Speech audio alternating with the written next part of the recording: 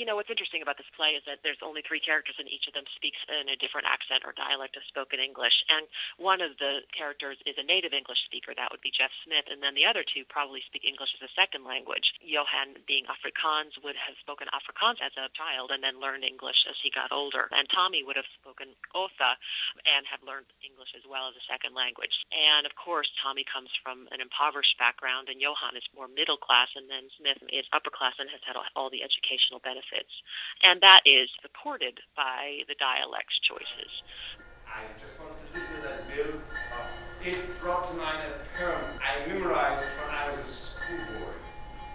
Under the oppression of a silent folk, the touring bell measures time. Beautiful. That poem must have been written right here on the West Coast when the North... The Afrikaans sound has a lot more vigorous consonants in it, which makes it sound rougher.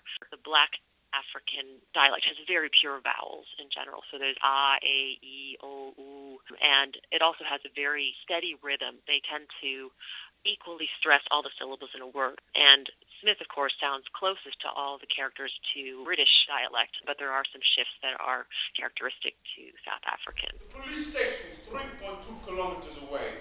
Huh? The phones are down, and remember, I have your car keys.